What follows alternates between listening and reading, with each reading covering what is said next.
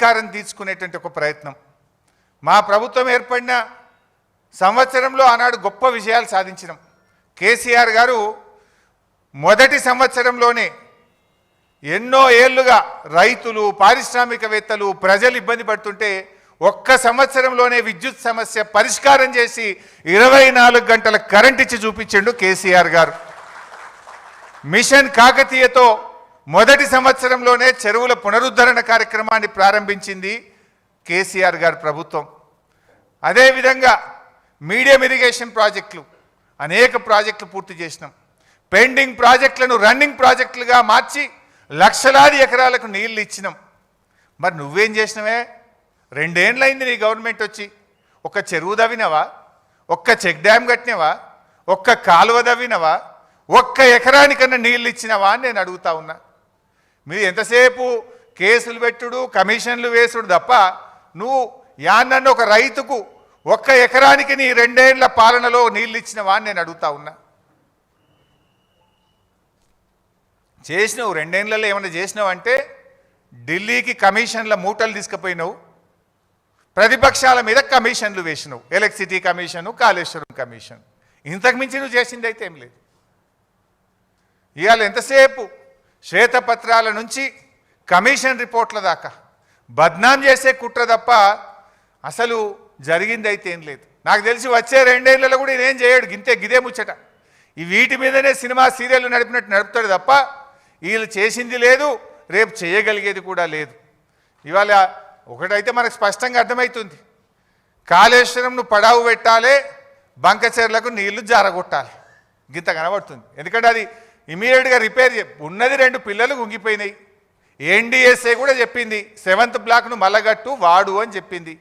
అంటే దాన్ని కట్టేది లేదు, నీళ్లు వాడేది లేదు, నువ్వు కట్టద్దు, బంకచెర్లకు నీళ్లు జారాలి, మీ గురువుకు శిష్యరికం, గురు దక్షిణ చెల్లించాలి. ఈయన ఇంతకు మించి అయితే కనబడతలేదు. సరే, చరిత్రలో చాలా చూసినాం. ఆ రోజుల్లో బ్రిటిష్ కాలంలో సర్ ఆర్థర్ కాటన్ గారు ఆ రోజు బ్యారేజీలు నిర్మించారు.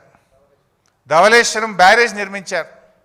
రైతులకు మేలు జరగాలని ఆయన బ్రిటిష్ ప్రభుత్వంలో కూడా కష్టపడి బ్యారేజ్ నిర్మించి గోదావరి జిల్లాలకు సాగునీరు అందించాడు. ఆ జిల్లాలను సస్యశ్యామలం చేశారు. ఆ రోజుల్లోనే బ్రిటిష్ ప్రభుత్వం కాటన్ మీద కూడా కమిషన్ వేసింది. కాటన్ మీద హెమింగ్టన్ అనేటువంటి కమిషన్ ఒకటి వేశారు. ఆ కమిషన్ 900 ప్రశ్నలు అడిగింది. ఏది బ్యారేజీ కట్టి నీళ్ళు ఇచ్చినటువంటి కాటన్ గారిని 900 ప్రశ్నలు అడిగి చాలా కాలం వేధించింది. కానీ ఏం జరిగింది లాస్ట్కు? ఇప్పటికీ కూడా సర్ ఆర్థర్ కాటన్ గారు ఆ గోదావరి జిల్లాల ప్రజల గుండెల్లో నిలబడి ఉన్నాడు. ఈరోజు కూడా ఆయనని ఇప్పటికి కూడా దేవుళ్లాగా కొలుస్తూ ఉంటారు. నేను ఇప్పుడు ఈరోజు చెప్తా ఉన్నా, డెఫినెట్గా కేసీఆర్ గారు కూడా రేపు చరిత్ర పుటల్లో తెలంగాణ ప్రజల గుండెల్లో శాశ్వతంగా నిలిచిపోతాడు.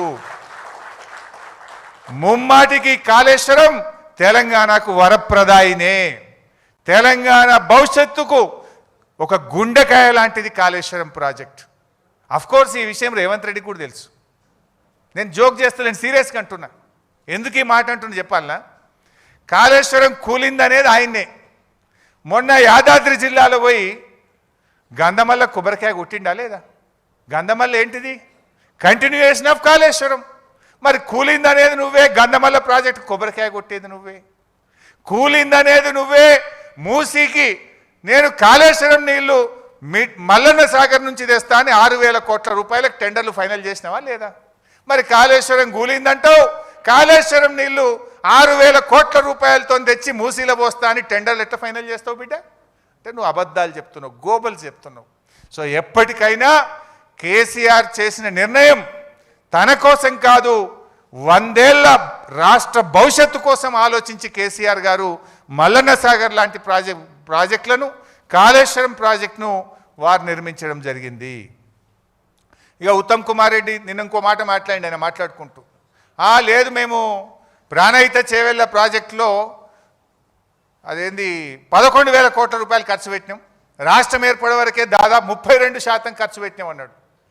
ఆయన బిల్డప్ ఎట్లుంటుందంటే ఇక సత్యహరిశ్చంద్రునికి తమ్ముని లెక్క బిల్డప్ ఇస్తాడు. సత్యహరిశ్చంద్రుడే దిగచ్చిండా, అబ్బా ఉత్తమ్ కుమార్ రెడ్డి ఇంత నిజాయితీగా మాట్లాడిండా అని మాట్లాడతాడు. ఆస్కార్ అవార్డు ఇవ్వచ్చు ఆయనకు. వాస్తవానికి చెప్పాలంటే 2014 రాష్ట్రం ఏర్పడే నాటికి ప్రాణహిత చేవెళ్లలో పెట్టిన ఖర్చు కేవలం 3700 కోట్లు మాత్రమే. మీరు చేసిన పనులు కేవలం 3700 కోట్లు మాత్రమే, నాట్ ఈవెన్ 10%. కానీ ఆయన ఏం చెప్పిండి నిన్న 11,000 కోట్ల రూపాయల పనులు చేసినాం, 32% పని చేసినాం. అబద్ధాలకు కూడా హద్దు పద్దు ఉండాలి. నువ్వు అసలు గుండెకాయ లాంటి తమ్మిడి హట్టికి ఢిల్లీలో, మహారాష్ట్రలో, ఆంధ్రప్రదేశ్లో కాంగ్రెస్ ప్రభుత్వం ఉన్నా, ఆనాటి క్యాబినెట్లో నువ్వు మంత్రిగా ఉన్నా కనీసం అనుమతి కూడా తేలేదు. నా సిడబ్ల్యూసి అనుమతి తేలేదు, నా మహారాష్ట్రతో ఒప్పందం చేయలేదు. ఇంకా సిగ్గు లేకుండా 32% పనులు చేసినాం. కమిషన్లు దొబ్బిండ్రు మీరు ఆ రోజు. మొబిలైజేషన్ అడ్వాన్స్ పేరు మీద, సర్వే అండ్ మొబిలైజేషన్ అడ్వాన్స్ పేరు మీద 2300 కోట్ల రూపాయలు జేబులు నింపుకున్నారు, కమిషన్లు దొబ్బిండ్రు, ప్రజలకు అన్యాయం చేసిండ్రు. 4 ఏళ్ల ప్రాజెక్టు పూర్తి చేస్తామన్నారు. 7 ఏళ్ళు అధికారంలో ఉంటే తట్టడి మట్టి కూడా తమ్మిడి హట్టి దగ్గర తవ్వకుండా ఈ రాష్ట్రానికి అన్యాయం చేసింది కాంగ్రెస్ పార్టీ. ఇంకా మీరు ఈరోజు మాట్లాడుతూ ఉన్నారు. ఇకపోతే కాళేశ్వరం మీద నిన్న గవర్నమెంట్ ఒక 60 పేజీల రిపోర్ట్ బయట పెట్టింది. సరే, నేను ఇందాకే చెప్పిన నిజాలేంది అబద్ధాలేంది 650 పేజీల రిపోర్ట్ పెట్టే బయటకు వస్తుంది. బట్ నిన్న గవర్నమెంట్ చెప్పిన దాంట్లో 4 అంశాలు ప్రధానంగా చెప్పారు. ఒకటేమో తమ్మిడిహట్టి నుంచి మేడిగడ్డకు మార్చినటువంటిది అది సిన్సియర్గా, హానెస్ట్గా అనిపించలేదు అనేది ఒక కామెంట్ చూశాను నిన్న. రెండవది, రిటైర్డ్ ఇంజనీర్లు మేడిగడ్డ దగ్గర నిపుణుల కమిటీ మేడిగడ్డను వద్దన్నదని ఒక 50 సార్లు రాసినారు నిన్న. దాని సంగతి ఏందో ఇప్పుడు బట్టలు పెట్టేట్టు చెప్తా వీళ్ళది. నిపుణుల కమిటీ మేడిగడ్డను వద్దన్నదట. ఇక మూడో విషయం ఏం చెప్పే ప్రయత్నం చేసిందంటే క్యాబినెట్ ఆమోదం లేదు అని చెప్పే ప్రయత్నం చేసిండ్రు. ఈ 3-4 విషయాల మీద నేను ఆరోపణలు చేయను, నిజాలు ఆధారాలతో సహా చూపిస్తాను. సో ఫస్ట్ దానికి పోదామిగా. తమ్మిడిహట్టి వద్ద నీటి లభ్యత లేకపోవడం, అసలు అది తమ్మిడిహట్టి నుంచి మేడిగడ్డకు మార్చడం మాకేదో సిన్సియర్గా అనిపించలేదు అన్నారు. ఒకసారి లెట్ us సీ దట్. ఇది నేను చెప్తున్నది అయితే కాదు, ఇది కేంద్ర ప్రభుత్వం సెంట్రల్ వాటర్ కమిషన్ మనకు రాసిన లేఖ, లెటర్ నెంబర్ 1